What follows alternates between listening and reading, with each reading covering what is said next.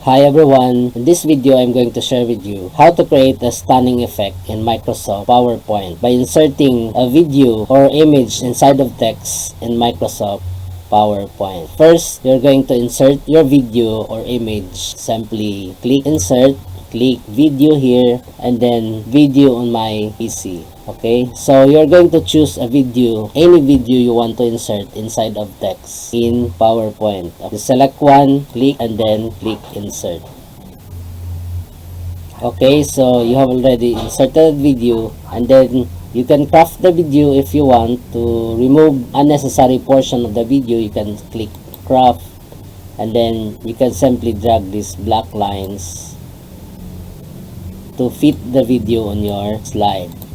Okay, next click insert and then click shapes, and then select this rectangle, click, and then hold down your left mouse button and then drag to select to create a rectangle in your slide.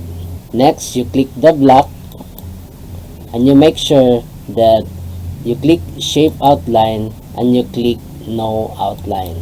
Okay, after that you click outside of the slide here, empty portion, click, and then click insert, and then click shapes, and then click text box, and then draw the box where you want to insert your title here,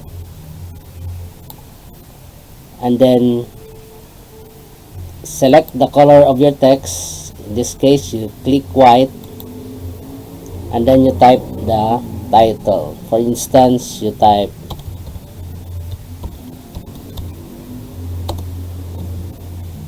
okay, and then you can resize your text. Highlight and then change the size, or you can change the font if you want. For example, here. Okay, so for instance, you have already this text.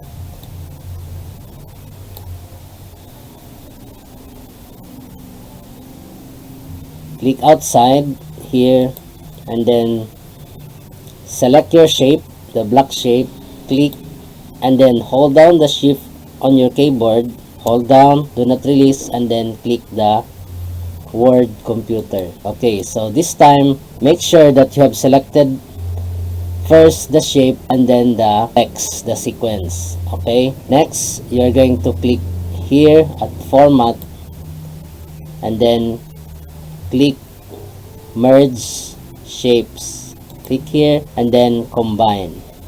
Okay, so this time you have already inserted the video inside of text in PowerPoint. You can now click the slideshow, and then since it's not automatic, once you click, the video will play inside of text. Okay, so you can select any videos you want to put inside of text.